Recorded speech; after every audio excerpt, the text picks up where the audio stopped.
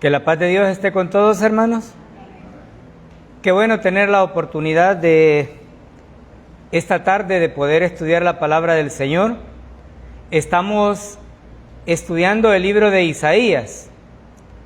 Isaías utiliza muchas de las ilustraciones, mucho lenguaje figurado, mucha profecía, pero dentro de esta profecía existen profecías de corto cumplimiento y existen profecías que van a tener un cumplimiento posterior.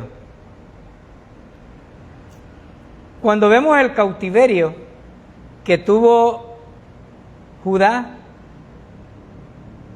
representado como parte de las tribus, y Jacob, que son las otras 10 tribus, podemos ver de qué manera el Señor ha venido anunciando cada una de las características de la liberación de este pueblo.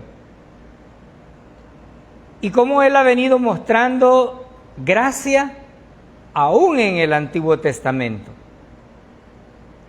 ¿Por qué aclaro esto? Porque muchas personas dicen, la gracia no existía, pero la gracia ha sido el elemento fundamental de Dios para toda la humanidad y aquí manifestada a su pueblo Israel. El pueblo se había desviado totalmente. El pueblo había tomado el camino incorrecto. Pero el Señor, a partir de los últimos capítulos, les viene mostrando que en quien habían puesto su fe, que en este caso fue la contaminación de los dioses paganos, les dice, no son nada. Y los reta a que puedan actuar de manera que Él se identifica como el Todopoderoso, el Soberano. Y no solamente eso, les dice, ¿qué pueden decir acerca de lo que yo ya había profetizado con mucho tiempo de antelación? Y aquí hemos aprendido que el Señor va paso a paso mostrando la liberación, estos años de cautiverio babilónicos, que el pueblo merecía, sí, por desobediente, pero que aún así Dios tiene presto su oído para escuchar las súplicas de su pueblo. Con esto en mente, vayamos al capítulo 52 de Isaías. Versículo del 1 al 3. Despierta, despierta, vístete de poder, oh Sión, vístete tu ropa hermosa, oh Jerusalén, ciudad santa, porque nunca más vendrá a ti incircunciso ni inmundo. Sacúdete del polvo, levántate y siéntate, Jerusalén. Suelta las ataduras de tu cuello, cautiva hija de Sión, porque así dice Jehová, de balde fuisteis vendidos, por tanto sin dinero seréis rescatados. En el capítulo anterior veíamos cómo el Señor estaba anunciando la liberación. Y hace varios capítulos vimos cómo Él, con muchísimos años anticipados, profetizó que iba a levantar un hombre que iba a ser su siervo. Pero algunas personas, cuando estudian Isaías, dicen, ¿de cuál de todos los siervos está hablando? Pero humanamente, a Ciro lo denominó como siervo, porque lo iba a utilizar para liberar a su pueblo. Pero este pueblo todavía seguía, como muchas veces nosotros, con aquella acción de incredulidad. ¿Será que Dios me va a hacer el milagro? Y necesita un llamado de atención. Y por eso Isaías profetiza y vemos ahí, despierta, despierta. Es decir, no estés dormido. Este despierta no solamente es una expresión que Yahvé da a su pueblo para decirle, recuerda que tú eres fuerte, sino que también les recuerda que es una promesa que los va a liberar. Cuando nosotros decimos a alguien despierta y vemos obviamente que esta persona no está dormida, no le estamos diciendo que deje el sueño, le estamos diciendo que se ponga en acción sobre la situación con la que se va a enfrentar. Isaías utiliza esto para despertar a este pueblo, porque ellos decían, el Señor nos abandonó, pero Él les dijo anteriormente, ¿dónde está la carta que yo los he abandonado? ¿De dónde sale que yo los he dejado? Porque muchas veces los seres humanos, cuando nos vemos en las dificultades más grandes, creemos que Dios se ha apartado de nuestras vidas. Pero es todo lo contrario. Cuando enfrentamos ese tipo de pruebas más difíciles, es cuando Dios está teniéndonos en sus brazos para que las soportemos. Humanamente no podríamos, porque somos frágiles. En la mañana amanecimos bien, disfrutamos todo el día, a las 6 de la tarde una gripe, una calentura y ya nos puso a temblar a todos. Y el Señor dice, despiértate, ¿en quién eres qué? ¿En quién es que has confiado? Este pueblo no solamente estaba dormido espiritualmente, sino que estaba desviado de esa visión hacia Yahvé. Ya el profeta les había anunciado que los iba a liberar, pero a pesar de que el Señor les había dicho, van a ser liberados, todavía permanecían dormidos. Y es necesario que lo haga.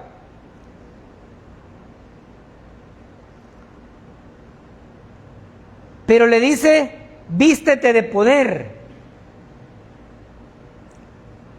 vístete de ropa hermosa, oh Jerusalén, ciudad santa. Y algunos literalmente dicen, ¿por qué Yahvé tiene tanto amor por Jerusalén? O tanto amor por Israel.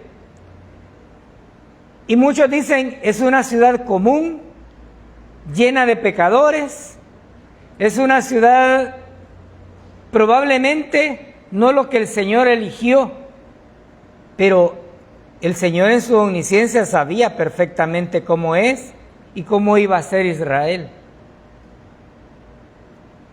Y es que esto lo único que nos demuestra es que Dios toma de lo que no sirve para ensalzar su gracia y su misericordia. Porque algunos ven la ciudad como un pequeño pueblo, como un pequeño país, porque lo vemos con los ojos naturales. Pero Dios lo ve como la nación santa que Él eligió, la nación que Él apartó para sí. Y la Biblia nos dice, lo ve como la niña de sus ojos. Por lo tanto, aquí le está haciendo el llamado para que se vista de poder, que se vista de ropa hermosa. ¿Por qué? Porque ¿qué eran en Babilonia los israelitas? Esclavos. ¿De qué manera se vestían? Pues con lo que caía. Pero ahora le está haciendo el llamado para que cambien esa manera exterior. Pero no solamente la parte exterior, sino la parte interior, esa visión puesta en el Señor. Y aquí no solamente podemos ver algo muy interesante que el Señor les estaba diciendo, porque les afirma y les dice, porque nunca más vendrá a ti incircunciso ni inmundo. Y esta profecía, a largo cumplimiento, nos lleva a pensar que en el tiempo cuando el Mesías, el Cristo, venga y establezca y reúna a todas las 12 tribus no va a haber nadie que se interponga en esa relación, ni mucho menos en que llegue un incircunciso a dirigir su pueblo. No habrá forma. ¿A qué se debe esto? Porque ¿quién va a gobernar? Él. Pero esto puede ser en este momento, pues en Israel hasta este día hay sinagogas judías, mezquitas árabes, algunos de los lugares sagrados están incluso tomados por iglesias ortodoxas rusas, por las iglesias griegas, la católica romana, la luterana. Es decir, hay una mezcla de cada una de ellas. Pero en medio de todo eso hay un remanente fiel que es al quien se dirige, sobre todo cuando está afirmando que va a haber un momento en que ningún incircunciso y ningún inmundo va a tener la oportunidad de gobernar ni de pisotear la integridad de su pueblo. En el pueblo judío, muchas de las veces que fue a cautiverio o que fue esclavizado como castigo por las acciones que había hecho, Yahvé los había venido entregando, pero en ninguna de las circunstancias hubo un pago por ello. Y el versículo dice así: porque así dice Jehová, de balde fuiste vendidos, por tanto, sin dinero seréis rescatados. En esta cultura, cuando un pueblo sometía a otro y quería que a los que había sometido fuesen liberados, había que pagar un precio. Ese precio era, como quien dice, el pago por cada una del rescate de estos. Sin embargo, Yahvé dice, de balde fuiste vendido, es decir, yo no recibí ningún pago. Y como yo no recibí ningún pago, no tengo por qué hacer un pago. Por tanto, sin dinero seréis rescatados. El pueblo de Dios se había ido tras dioses que no tenían absolutamente nada que ofrecerle. Y por eso el Señor les dice, de balde se fueron, pues. Para nada se fueron. Y así como se fueron, así van a regresar.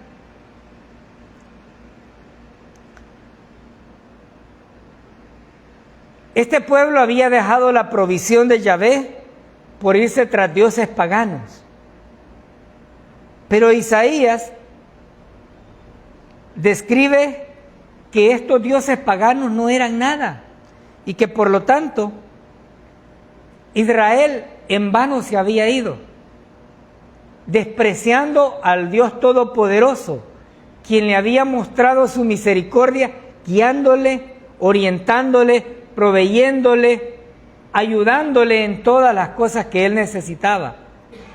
Pero es fácil decir que Israel se equivocaba constantemente. Pero cuando usted y yo dejamos las cosas de Dios por los placeres de esta vida, estamos haciendo lo mismo que hizo este pueblo,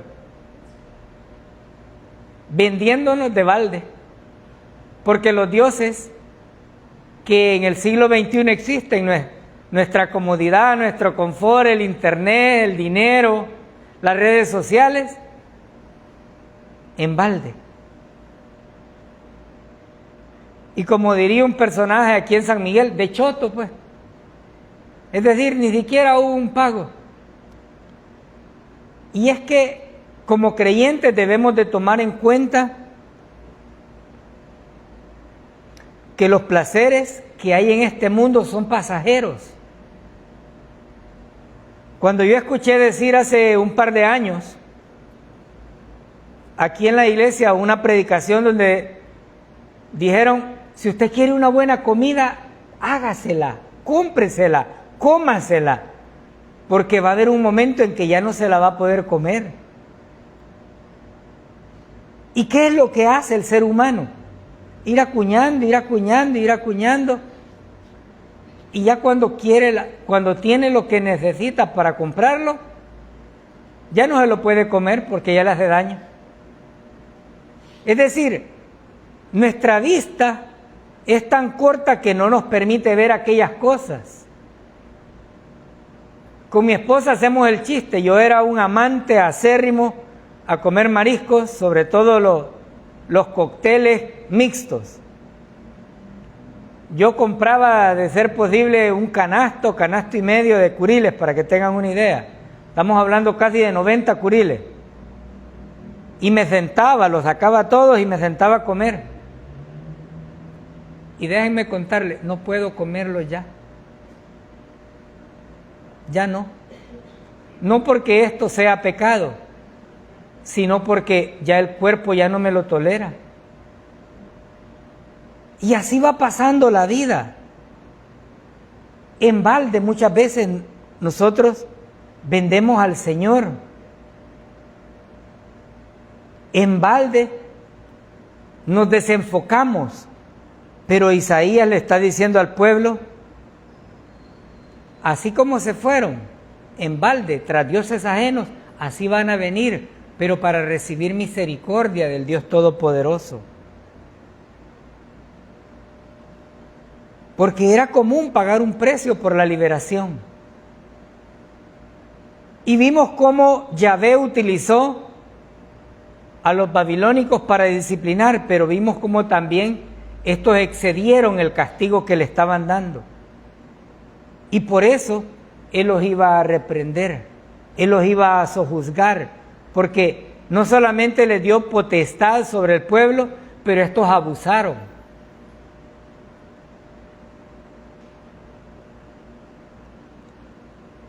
El pago por nuestros pecados no significa que haya sido en balde.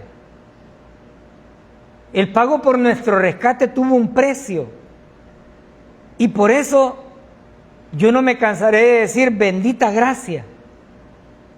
Porque si en nuestra mente cochambrosa existía la posibilidad de que podíamos pagar una deuda eterna siendo nosotros mortales, ¿de dónde iba a poder ser pagada esta deuda? Si para pagar la deuda tenía que haber algo eterno, un pago eterno perfecto, y los humanos no tenemos nada de eso.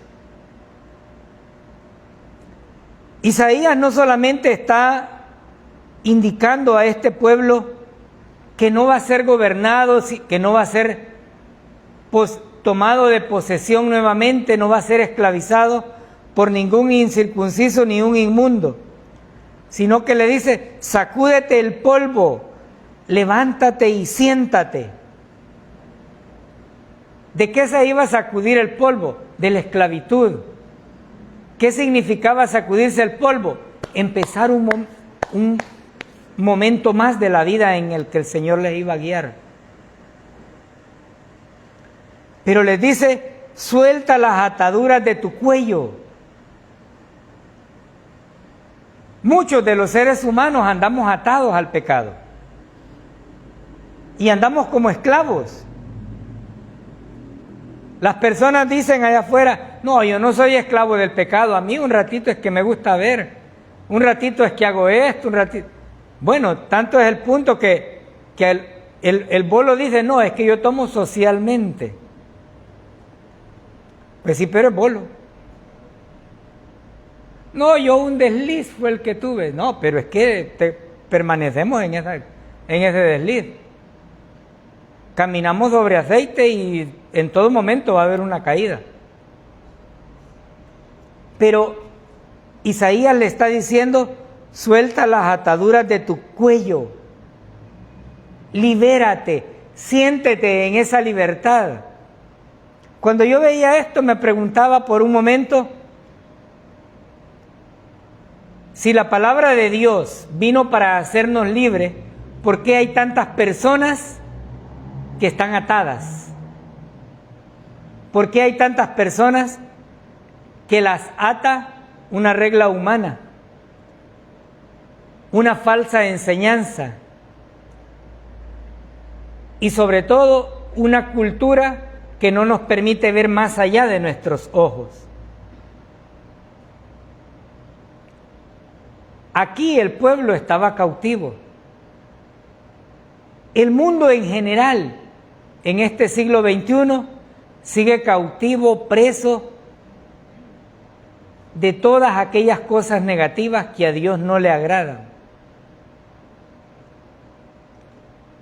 Y tienen ataduras en el cuello. A veces creemos que el perdón que el Señor dispensó para cada una de nuestras vidas solamente tuvo efecto en el momento en que creímos. Pero la palabra de Dios, en esos precisos momentos, cuando habla del perdón, utiliza verbos que tienen una continuidad eterna. Es decir, no dice los tendrá. No lo manda al futuro. Dice, yo pagué. ¿Quién pagó? Él. Y si Él pagó, ¿debo algo yo? No. Entonces, el pueblo estaba llamado no solamente a soltar las ataduras del cuello, sino que le dice, cautiva hija de Sión. Cualquiera que sea la atadura que un ser humano tenga, llámese esta pecado,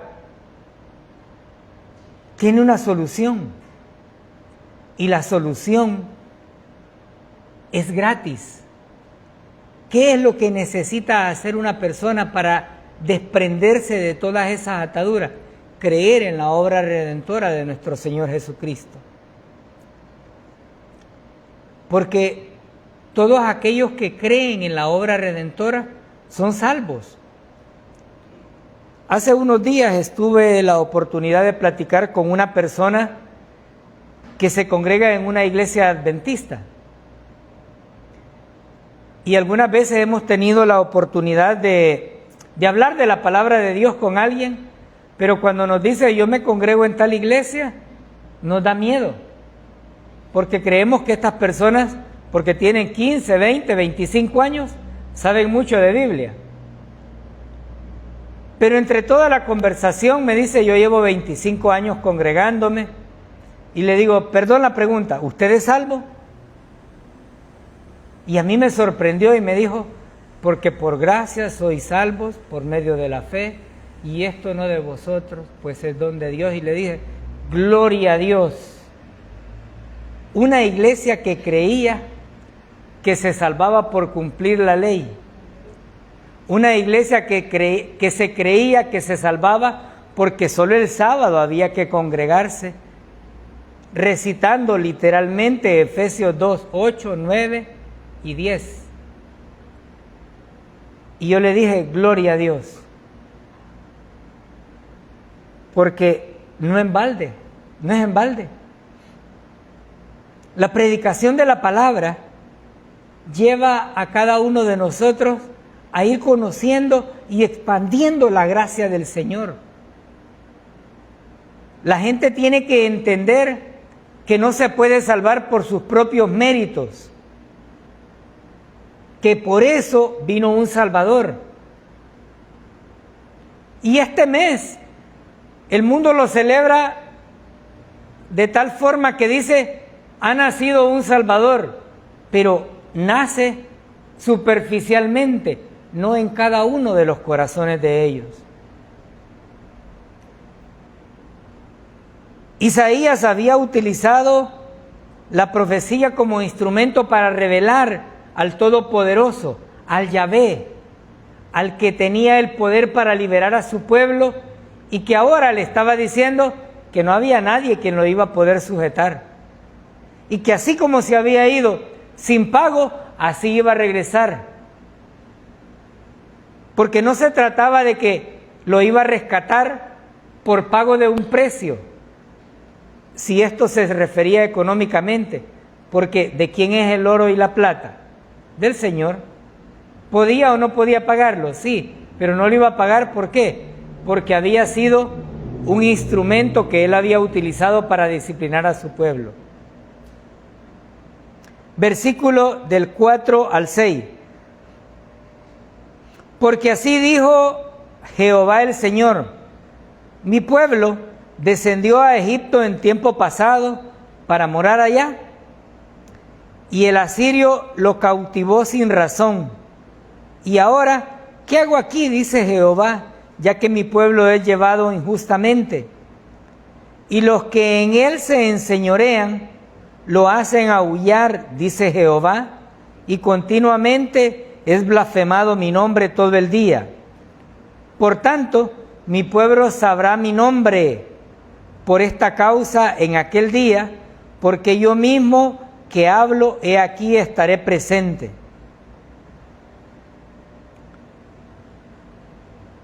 Si nosotros recordamos, cuando Israel sale, o Jacob sale a Egipto, lo hace por hambre, porque había una hambruna. Y José era quien tenía el segundo al mando. Pero una vez dejó José estas 12 personas, o los hijos de Jacob que llegaron con toda su familia, ya eran totalmente desconocidos y fueron esclavizados. Por eso el versículo dice: mi pueblo descendió a Egipto en tiempo pasado para morar allá. José les dijo: tomen las posesiones, porque así se lo había permitido Faraón. Pero muerto Faraón y el sucesor llevó otra perspectiva. Pero también dice: y el asirio lo cautivó sin razón. Recordemos que cada imperio tenía una manera de gobernar. Israel, en su afán por protegerse, vimos en Isaías, creyó que los egipcios podían darle la protección que como pueblo necesitaban ante la amenaza de lo que nosotros vimos como Sanaquerib, que era uno de los principales. Pero el Señor les dijo a través de Isaías que ni con todos esos carros, ni con todo lo que tuvieran como autoridad o como poder, era lo suficiente como para poder dispersar su disciplina. Y las conquistas se fueron dando, de tal forma que el Señor ve esta acción como una situación injusta. Es decir, no fue una reprensión que el Señor había tomado, no fue una disciplina para su pueblo, que conllevó a la disciplina por las mismas circunstancias, y como se fueron desviando, esa fue una consecuencia de las acciones. Y aquí podemos entenderlo de esta manera. Usted y yo muchas veces decidimos estar en el pecado. Sabemos que el Señor nos ha perdonado todos los pecados, pero algunos de los pecados tienen una consecuencia que no la podemos dejar atrás, y algunas veces estas consecuencias nos alcanzan aunque ya tenemos el perdón de los pecados. Y esas consecuencias son las que habían realmente alcanzado a Israel. Pero cuando estos pueblos conquistaban, cuando estos pueblos sometían, entendían que al tener a Israel cautivo había una razón, y que detrás de Israel, como de cualquier otro imperio, otro pueblo, habían dioses. Pero que a diferencia de eso, el Dios de Israel es el Todopoderoso. Y cuando Israel era sometido, muchos de los imperios decían: hemos sometido al pueblo ¿de quién? Al pueblo de Dios. Y Dios con ello. Y por eso el versículo dice: y los que en él se enseñorean lo hacen aullar. Es decir, se pasan. Dice Jehová: continuamente es que blasfemado mi nombre todo el día. Cuando usted y yo en este tiempo andamos chille que chille por las cosas que suceden, la gente nos dice: mire Tony, qué llorón. No, dice, y dice que es creyente, y dice que confía en el Señor. ¿Están qué? Blasfemando en contra de Dios, diciendo, si Dios no le puede dar lo que Él quiere, entonces ¿cómo puedes decir que es verdaderamente un creyente? Porque muchas veces tenemos esa característica. Nos pasa una cuestión que probablemente no está bajo nuestro control y empezamos a quejarnos. Y es que eso es normal. Nosotros no tenemos el control de cuanto sucede a nuestro alrededor.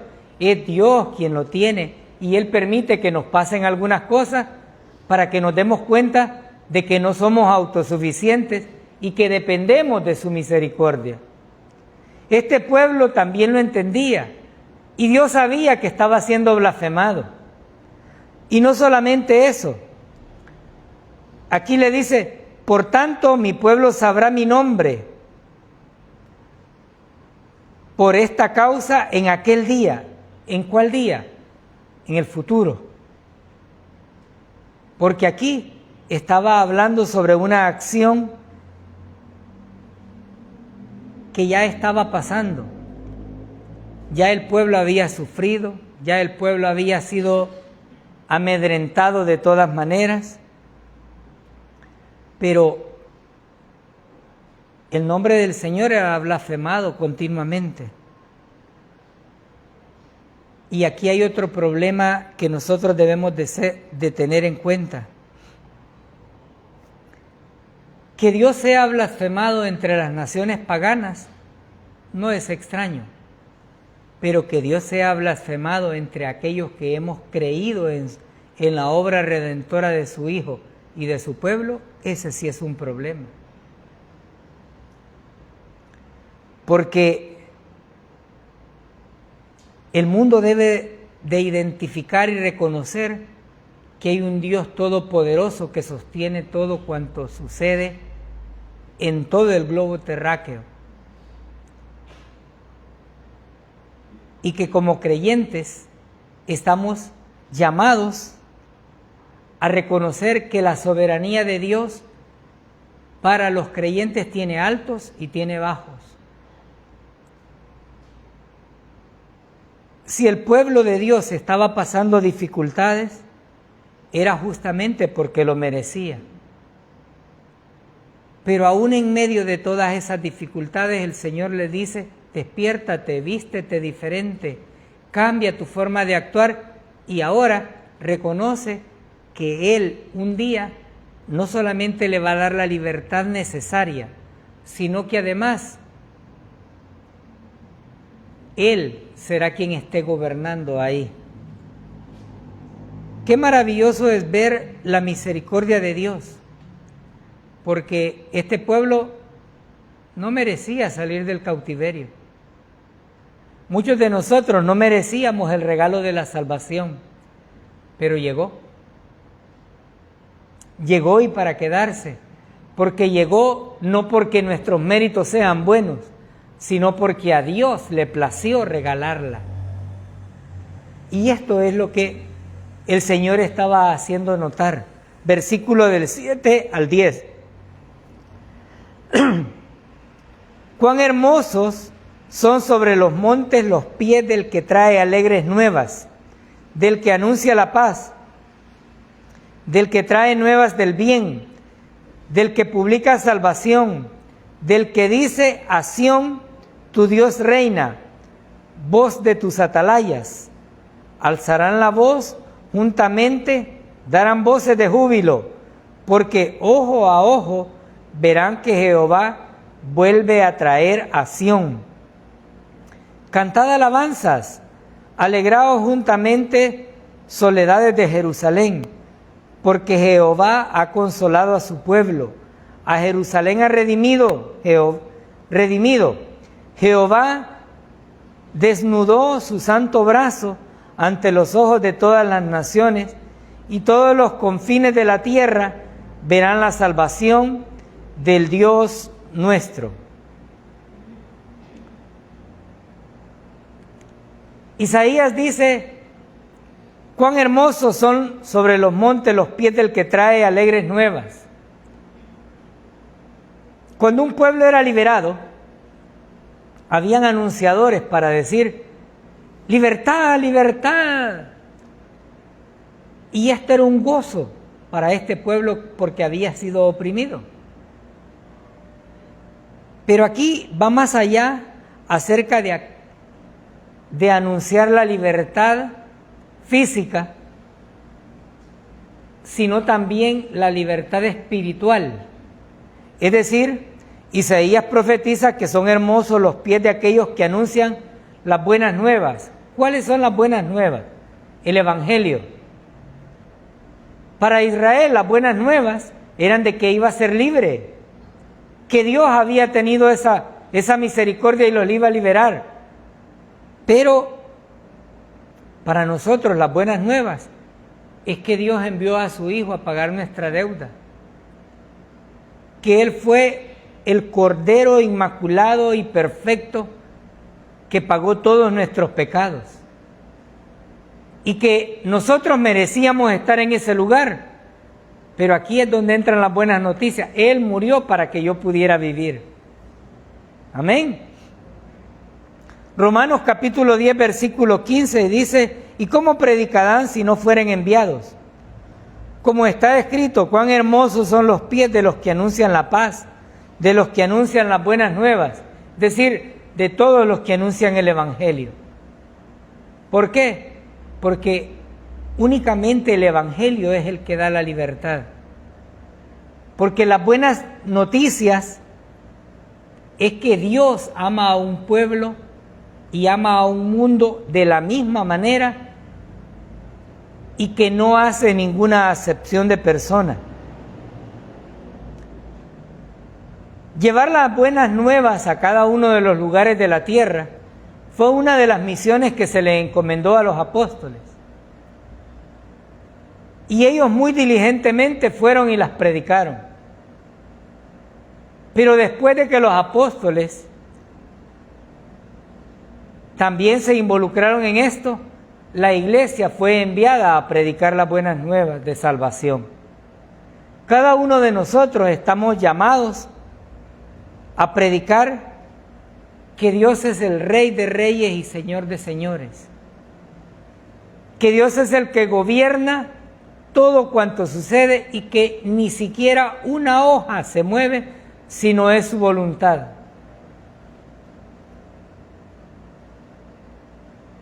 Manifestar que Dios es el que reina es una declaración perfecta. Con cada uno de los pasos que el mundo da, nos vamos dando cuenta que la venida del Mesías está todavía mucho más próxima. No solamente eso, sino porque las buenas nuevas continuarán siendo predicadas, pero no solamente como la salvación por gracia que el Señor regala, sino que el Señor viene. El Señor viene y viene pronto. Pero en su venida, que es una expresión que está utilizando Isaías en estos versículos, dice, porque ojo a ojo verán que Jehová vuelve a traer a Sión. Cuando las personas leen literalmente que todo ojo verá la venida del Señor, dicen, ¿y cómo va a ser esto? Y se ponen a pensar probablemente que será un evento grandísimo y que todos vamos a estar concentrados en ese mismo lugar. Pero se les olvida que la tecnología ha facilitado ver aquellas cosas en tiempo real, desde un teléfono, desde una computadora, desde una pantalla inteligente. Pero el mundo tendrá que ver venir al Señor. Y aquí viene la otra buena noticia. Cuando Él venga, nosotros nos vamos con Él. Amén. Por eso anunciar las buenas nuevas es un privilegio que Isaías lo determina como benditos los pies de los que lo anuncian. Porque aquellos que todavía no han creído en el Señor, déjenme decirles en buen salvadoreño, no tienen nada que perder si confían en Dios. Pero si no confían, tienen todo por perder. Muchas veces yo me pregunté, pero ¿y qué se pierde? Si el Señor nos llamó a ser libres, si el Señor nos llamó a tener libertad y a disfrutar de cada una de sus bendiciones, ¿de qué nos privamos? ¿De una fiesta? Alguien me preguntaba, ¿y usted va a la fiesta? Y le digo, sí, a las 7:30 ya estoy cayendo, hasta cabeceando por dormirme. ¿Y qué voy a ir a hacer a una fiesta a cabecear? Pues ya no. ¿Para qué? ¿De qué nos privamos? ¿De andar como locos caminando en el carnaval de San Miguel? No, si ya antes nos pueden los pies ya a estas alturas de la vida. ¿Para qué? Si ya con que nos pegue un empujón alguien nos escapamos a caer, imagínese esa muchedumbre empujando a medio mundo. Lo que cada uno de nosotros ha entendido es que la gracia de Dios suplementa, completa cada una de esas cosas que no están ahora en nuestras vidas. No significa que sea malo. Para los ojos de los demás podría serlo, pero Dios nos mandó a ser libres. Pero ahora lo vemos como una forma de decir, Señor, gracias porque me abriste los ojos. Gracias porque, vean, y voy a hablar de mí. Yo me iba al carnaval de San Miguel, salía a las 3:30, 4 de la mañana para Usulután, a dormir todo el día para terminar en el carnaval de Usulután. Casi 2 días de desvelos continuos. Y ahora yo me pongo a ver hacia atrás y digo, qué tontera la del ser humano. Ahora yo duermo tranquilo, feliz, y no me preocupa si salió la carroza, si no salió. ¿Por qué? Porque Dios llena ese espacio que estaba vacío. Porque Dios es el que está complementando eso. ¿Con qué? Con las buenas nuevas. Él me ama, y como Él me ama, Él no quiere que yo tenga ese tipo de sufrimiento. Yo no sé cuántas veces usted se ha detenido a desvelarse toda una noche solamente por andar de loco. ¿Y ya 2 noches? Ahora yo digo, gracias Señor. Gracias porque ahora puedo entender que las buenas nuevas son las que llegaron a mi vida para reconocer que Dios tiene mucho amor por un pueblo que lo único que necesita es reconocer que Él es el soberano y que Él pagó nuestros pecados. Todo mundo le va a ver, todos ojo le verá, y esta será una manifestación. Esto se va a dar en el futuro y todo mundo va a tener que ver eso. Pero veamos los siguientes versículos, 11 y 12. Apartaos, apartaos, salid de ahí, no toquéis cosa inmunda, salid de en medio de ella, purificaos los que lleváis los utensilios de Jehová, porque no saldréis apresurados, ni iréis huyendo, porque Jehová irá delante de vosotros, y os congregará el Dios de Israel. Isaías vuelve una vez más a decirle al pueblo, apártense, salgan de ahí. Y hemos visto cómo el pueblo se había involucrado en las acciones de los babilónicos. Se habían vuelto muchos idólatras. Es más, algunos ni querían salir. Decían, no, ya tenemos comodidad, o ya vivimos bien, o ya... Pero el Señor les dice, apártense y salgan de ahí. ¿Por qué? Porque es una nación santa que es escogida para Él. Pero no solamente eso, lo llamaba a separarse de Babilonia. Lo llamaba también a dejar todo aquello que no tenía ningún sentido y lo cual Él les había ilustrado diciéndole: los dioses que forman ustedes no son nada. Imagínense hasta qué punto llegan, decía, que eligen el árbol, le cortan las ramas, una parte la utilizan para cocinar, otra la utilizan para hacer talla, pero lo que les sobró lo vuelven a hacer leña, lo cocinan, lo utilizan, y al final todo aquello que ustedes moldearon se postran para pedirle algo. Entonces Él se los había ilustrado continuamente, pero al mismo tiempo le dice: no toquéis cosa inmunda. ¿Cuál era lo inmundo? Toda la idolatría que el pueblo tenía. Y salid de en medio de ella, purificaos los que lleváis los utensilios de Jehová. Recordemos que había un grupo designado para llevar los utensilios. Estos utensilios habían sido llevados a Babilonia y habían sido blasfemados como utensilios de Jehová, porque los habían utilizado comúnmente para el chupe de las sinvergüenzadas que hacían. Tanto es que por ahí aparece en Daniel cuando la mano escribe y les dice: tu imperio ha sido totalmente quitado. ¿Por qué? Porque habían utilizado no solamente la blasfemia contra Jehová, sino que los utensilios que se consideraban sagrados los habían agarrado para lo que ellos se les ocurría. Y Él les dice que deben de purificarse quienes los van a trasladar, porque no van a salir corriendo, es decir, no van a huir. La liberación no era porque habían ganado o porque habían logrado una batalla, no.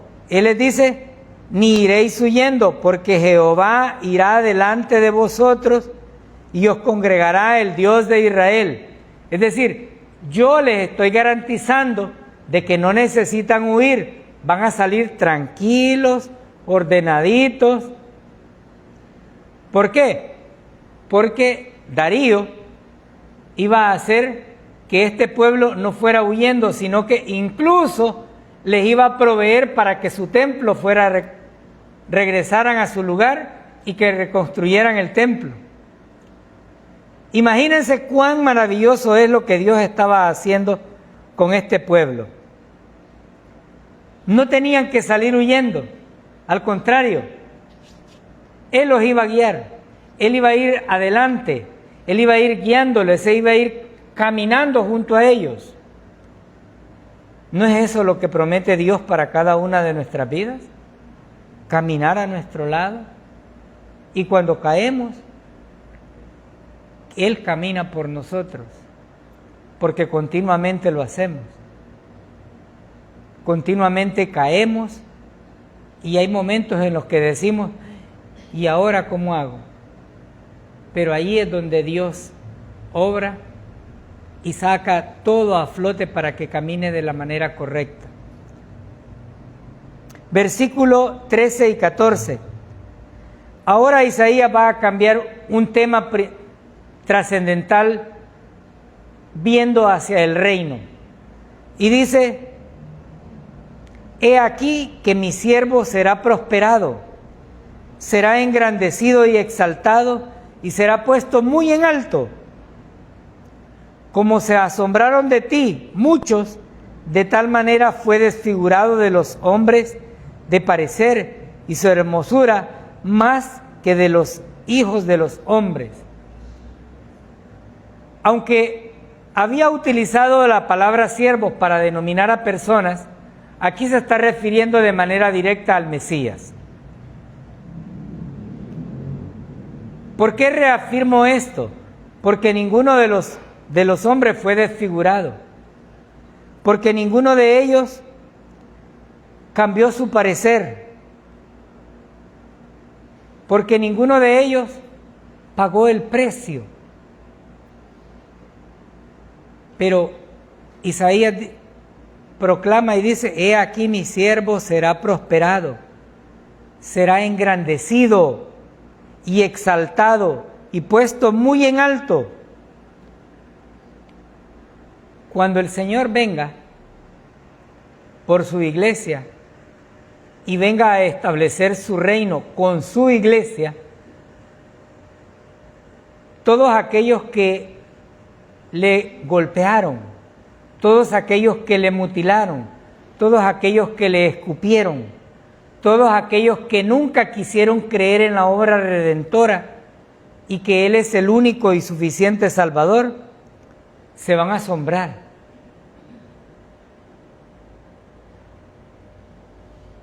Curiosamente, nosotros no nos cansamos de predicar el Evangelio porque sabemos que es la llave, el camino, la puerta que lleva hacia ese momento. Y nuestro mayor deseo sería que todos los que nos congregamos en la Iglesia Bautista y todos aquellos que nos ven a través de las redes pudieran creer en la obra redentora de nuestro Señor Jesucristo, para que no vayan a tener una cara de asombro, de decir: ve, y ese que no parecía, mira, sí, porque no son nuestras vestimentas, no son nuestros méritos, son los méritos del Señor. Muchos se van a asombrar. Los seres humanos han tratado de poner un rostro bonito en imágenes. Hoy que viene diciembre van a ver calendarios y le dice: ¿y lo quiere del Señor o lo quiere de paisaje? Y le dice: del Señor. Y usted empieza a coleccionar los calendarios, unos ojos azules, unos ojos verdes, unos ojos amarillitos, y hace una decoración completa. Pero la Biblia dice: como se asombraron de ti muchos, de tal manera fue desfigurado de los hombres su parecer, y su hermosura más que la de los hijos de los hombres. ¿Cómo fue el rostro del Señor? Desfigurado totalmente. Lo apalearon como quisieron. Pero no solamente eso, sino que en el momento de su venida, Él vendrá en gloria para establecerse y poner a todos sus enemigos a sus pies.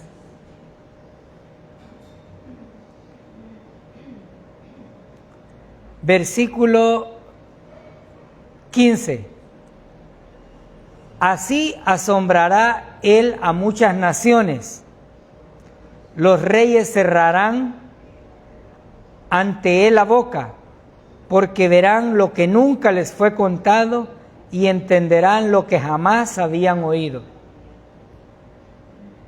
Isaías profetiza cómo va a ser la venida del Mesías.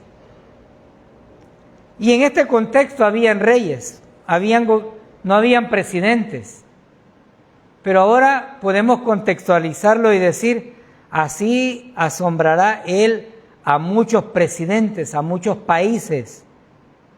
Y los gobernantes cerrarán la boca ante Él, porque verán lo que nunca les fue contado y entenderán lo que jamás habían oído. Como iglesia no nos vamos a cansar de decirle: la venida del Señor está cerca. Por ahí aparecen algunos personajes que dicen que la venida del Señor está todavía aún más cerca de lo que otros creen, porque el ministerio del anticristo ya está caminando. El ministerio del anticristo ya va. Pero lo principal aquí no es solamente saber que Cristo viene, sino saber si estamos preparados para la venida del Señor. Como iglesia, nos interesa que cada uno de aquellos que nos oyen a través de las redes puedan comprender que la venida del Señor implica también un juicio para aquellos que no han confiado en su obra. Cuando la Biblia declara que fue desfigurado su rostro, que fue totalmente no identificable, está hablando sobre el sacrificio que Dios hizo por amor a un pueblo, por amor a la raza humana. Pero también está hablando de que ese amor tiene una caducidad y que cuando Él venga y se lleve su iglesia, va a haber un sufrimiento permanente como nunca antes se ha visto. Mateo lo describe y dice, si los días no fueran acortados, esto sería peor. Nuestro mayor anhelo es que quienes nos oyen a través de las redes puedan entender que la salvación está en Jesucristo, el Hijo de Dios, que vino a este mundo a pagar los pecados de toda la humanidad y que no está pagando los pecados grandes o pequeños, porque pecado es pecado, no hay una tipificación si el pecado es grande o es malo o es bueno. Los pecados son todas aquellas faltas que cometimos ofendiendo a Dios y a nuestros prójimos. Si creen que la obra redentora de nuestro Señor Jesucristo pagó toda esa deuda que nosotros teníamos y toman que Dios es nuestro único y suficiente Salvador, son salvos. ¿Qué necesitan hacer? Creer en la obra de Dios, creer en la obra redentora de nuestro Mesías. Isaías estaba anunciándolo, pero estaba anunciándolo con la liberación de las tribus de Israel, en este caso Judá, o la tribu del norte o la tribu del sur, pero también lo contrasta con la liberación del pecado de todo el mundo, anunciando las buenas nuevas de salvación para que nadie se pierda. Porque Dios no hizo a la humanidad para perderse, la hizo con el propósito de que le sirvieran, le alabaran y le glorificaran, pero nosotros somos quienes decidimos. El llamado es para que aquellos que nos ven a través de las redes, hasta más allá de nuestro país, El Salvador, crean que Dios puede salvar su depósito y que Él tiene el poder absoluto de guardarnos, y si creen en eso, ya tienen vida eterna. El que tenga oídos para oír, que oiga. Eterno y glorioso